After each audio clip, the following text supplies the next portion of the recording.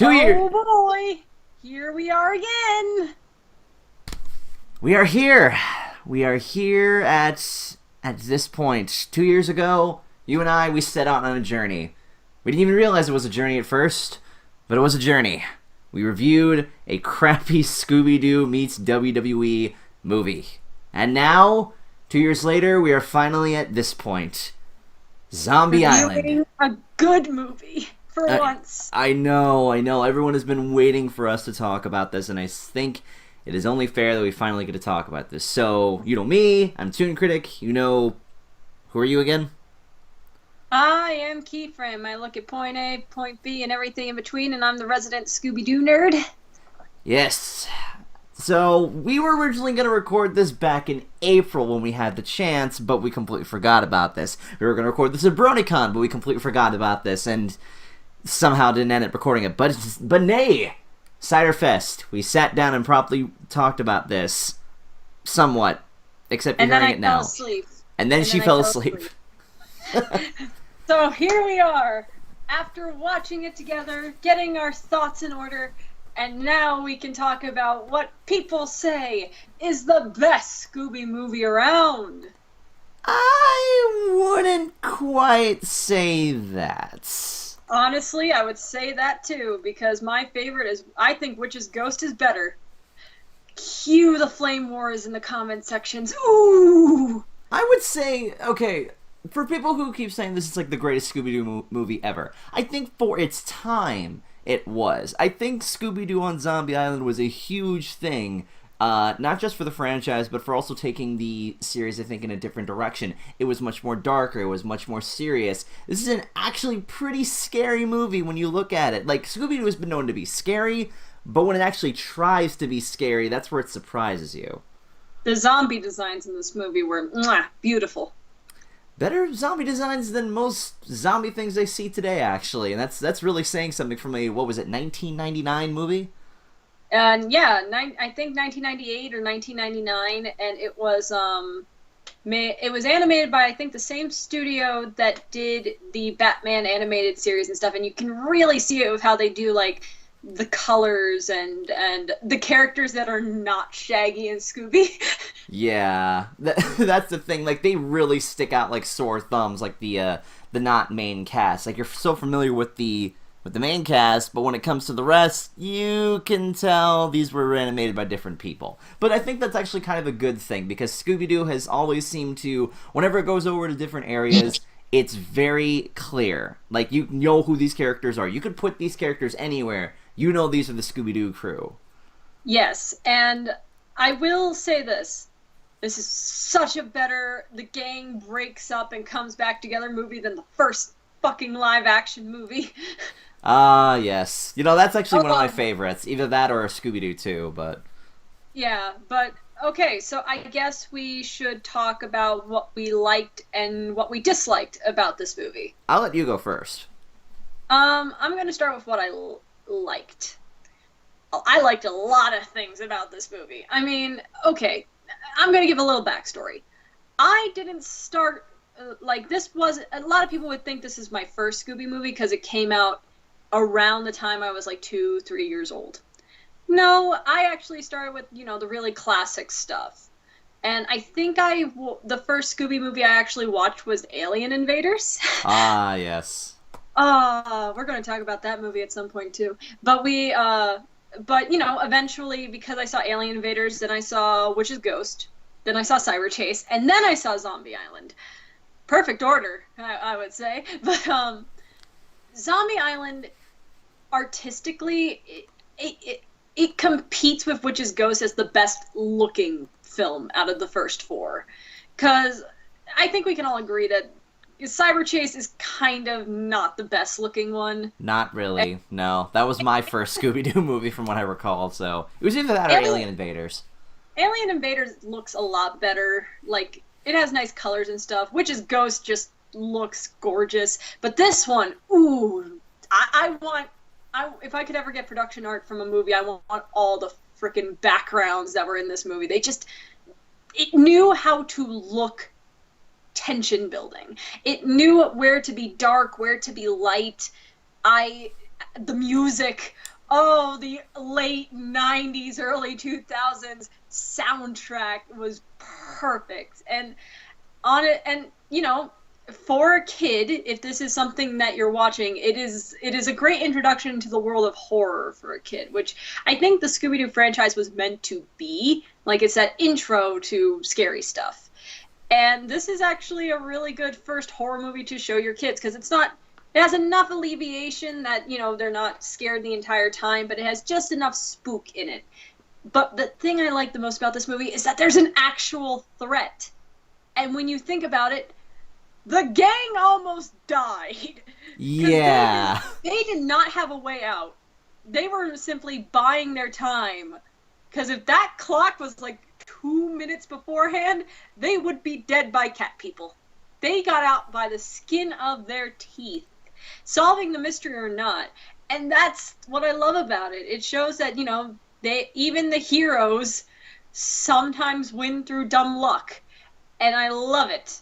And there's a lot of things to like about this movie, but I don't want to say all of them because you're here. So what about you? What did you like about this movie? Well, firstly, the thing that, real quick side tangent, I got the DVD of this, and while we were waiting for people to show up for a viewing party, we scrolled through the trailers, because we thought, what trailers did they have on this DVD? And we very quickly saw how low grade these commercials were. Like, we watched one for Cyber Chase, we watched one for Alien Invaders, and Witch's Ghost, and I'm just looking at all these, like, coming soon to home video. To home video and VHS, we all felt old as hell watching that. But then you got to the Cyber Chase one. It's like coming to home video and DVD. And DVD. What a strange concept at the time. The big thing with this movie, one of my big favorite things of this movie is that I'm not the biggest Scooby Doo fan, but it still holds a pretty special place in my heart because I watched What's New Scooby Doo religiously. But the thing that they made very clear with this movie, and I like that this is one of the first big Scooby Doo movies, the threat is real. This time the monsters are real. Scooby Doo has always been about goofy shenanigans and people in masks and all this cartoony fun stuff. This is the first real time where shit gets real, and they don't know how to adapt in that, and I think that's great for their first big movie that was not in theaters, or was it in theaters? I don't remember. It was the first feature-length, like the one that they advertised as the feature-length movie, but it didn't go to theaters. I feel like it should have. It should have. But it didn't. They had quote-unquote movies beforehand with, like, Ghoul School and Scooby-Doo Goes to Hollywood, but they were more TV specials than anything. Yeah, but this is, like, their first big one. The second thing that I liked, I actually like some of the supporting cast, most notably Tara Strong, Jim Cummings, and frickin' Mark Hamill that they managed to get into this movie. I love watching because they actually had good side characters, and especially the Jacques, which is Jim Cummings' character. But I guess this will kind of go into my negative. Christ, they had such a great voice cast, but you could obviously tell who the villain was. Yeah, they did not make things, like, super subtle, I think. Scooby-Doo is normally they can fool you. There are some occasions where I've watched Scooby-Doo where I've watched, like, oh yeah, that's the villain. Oh, no, I've been fooled. Witch's Ghost is a great example of them actually having a good twist at the end for first-time viewers. But in this case, you can pretty much automatically tell because there's not many characters that they could introduce for the villains. And I think the first time I ended up watching this, I was taken by surprise. The second time I really had to think about it, and I'm like, wait a minute. Okay, yeah, I guess that does make sense. We got zombie pilgrimage. Who's the real villain here? That's the other thing, the twist. Spoilers, by the way, if you've not watched the movie. The twist to where the zombies are not actually the bad guys in this. They play this movie up like the zombies are the worst thing, but then they really spin you around just like, haha, actually they are not the villains. I mean, they kind of are, but they're the lesser of two evils in this sense, so. They're trying to get you out of there. They're trying to spook you away for your own safety. Not many ghosts would do that. Those are some friendly ghosts. They're a bunch of Caspers. They're a bunch of Caspers, yeah. And I guess the only other thing that I really liked about this is that I kind of I kind of like how even though we spend most of the time with Shaggy and Scooby, this is also my negative. I like that we spend so much time with them.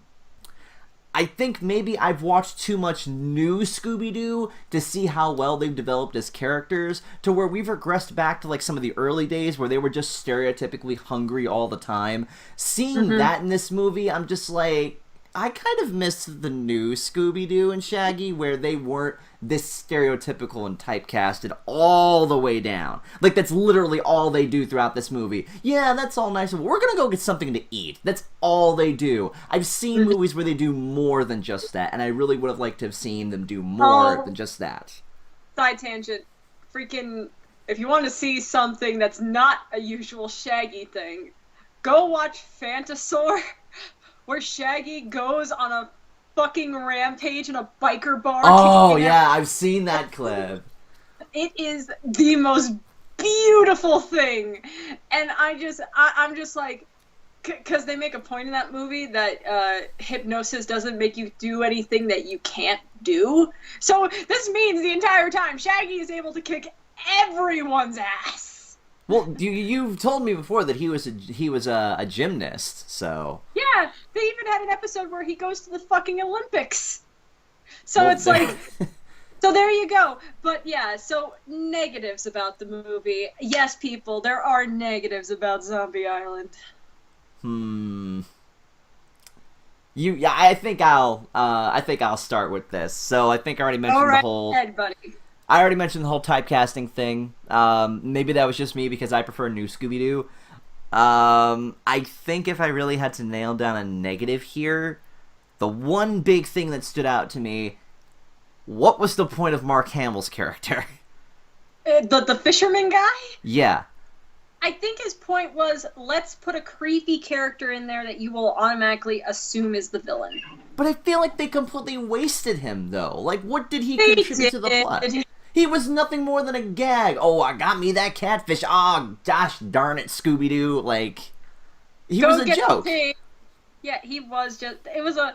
To me, I feel like they should have just made Mark Hamill the cop. The detective, the undercover detective. At least that would have been like, well, Mark, you can be in the booth for more than just a half hour. Boy, that twist was kind of anticlimactic, if I'm gonna be honest. Hey, Velma gets some dick at the end. I mean, that's not really a negative, so I guess it's better than Seth Green. So I'm saying that's a good thing. The first two Scooby movies just kind of secured the fact that Velma can get dick just as much as the others. Oh no, there was that whole scene just like, oh, I like this view. Oh, I'm sure you do. Just the whole freaking magnet scene. Oh. But, okay, like, my negatives about this movie, because everyone asks me, like, people assume, you just assume my favorites, because I'm a huge Scooby fan, Zombie Island's my favorite, and I'm like, no, which is Ghost is my favorite. I think that is the best Scooby movie, and people are like, what? Why? Is it because of Tim Curry? It's like, no, that's just one of the reasons. The thing is, Witch's Ghost improves upon everything that Zombie Island did, in that the monsters are real, and that is cool and that's awesome. But because you focus so much on the spook element of the monsters are real, you forget the characters. And I feel like that is the biggest flaw rewatching Zombie Island, is that we focus so much on the scares that we forget that the reason people stay for the franchise is because of the characters in the franchise. And this is the time where we have this feature-length film that is about the gang coming back together after an indiscriminate amount of years, saying, you know, we are back together. And they kind of wasted on montages and Shaggy and Scooby antics, when I would have really liked to see how the gang interacts with each other as people and as characters. Oh, you mean like in the first movie? The first live-action movie, when they did that. They did the same thing. I would say, yeah, I would say that's where the first live action movie kind of has a head upon, Zombie Island. And they kind of do a little bit of it because they have, like, they have the whole. Let's also just say this: Daphne sucks in this movie. Oh, Lord, Daphne, I remember when you were a good character. Now, Yeah. this is where you kind of weren't. Yeah, and I mean, like, I'm not even a huge fan of the whole Fred-Daphne relationship. I just think it's there. But I just feel like there could have been more character interaction with that. Like, they didn't do it much in Witch's Ghost, but that's because, well, Witch's Ghost is a direct sequel to Zombie Island, so it's like they've already had that passage of time. But to me, it just didn't make logistical sense that it seems like, oh, they don't really talk to each other much anymore. That's kind of what the intro of the movie was making it out to be, being like, we miss you too, Daph, and all that, and Daphne's so busy with her show and everything. It's like, how come they're suddenly still so buddy-buddy? And I don't know, it just feels like there should have been a little bit more character to it, and especially more character to the villains besides, we don't like dogs. If I may, I think that the big thing about some of the earlier Scooby-Doo movies, like I think maybe the first 5 or 6 of them, I think that they rely more on the spectacle now that they have access to full-blown, like, traditional animation. They want to try to draw the viewer in as much as possible because they now have the ability to. Granted, they had a beautiful animation, I thought, for some of the earlier stuff, and granted, it kind of went up and down. With a full movie-style animation for it, they want to try to draw people in, so maybe they didn't account too much for the characters. They assume that, oh, this looks cool, so the kids will just enjoy it, but you can tell that mindset kind of dropped later on. I'm glad that they did, because here that's why I like Witch's Ghost so much, because you actually get characters, because, like, Velma especially got a lot of character in the second movie. Even Shaggy and Scooby weren't completely just food crazy people. They had their moments, and, like, Daphne and Fred actually had some charm to them. Like, the characters felt more charming in the second movie. These is, like, I think the reason why people liked this movie so much at the time is that there was such a huge gap in between when Scooby was around, because Zombie Island is the thing that brought Scooby back from the dead, because the last ironically.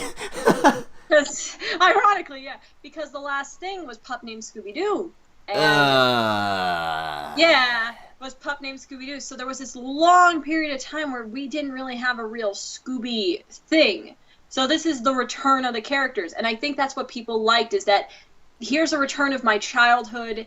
There's some darkness to it. There's some grittiness. So it kind of blinds to the fact that the characters, you would think that if you return the characters, you make them less one note, which is what modern Scooby has kind of developed on, because the people that have grown up with the franchise, they want development. Yeah. And this movie is still something to be respected for, especially whether you're a fan or not, because this shows how do you revive a franchise like fucking this. But I think people need to take off the nostalgic glasses sometimes with comparing this one to, say, its sequel. Yeah, I think, like I started with, I think for its time, Scooby-Doo on Zombie Island was like the coolest thing ever. But nowadays, it's like almost 20 years later, you look at this movie, it may not have aged very well, but there's still some really good things about this to show to even modern audiences today. I think that's a good thing that why, I think I remember when I was made an old video a long time ago where I was talking about what Halloween-themed movies you should show to your kids.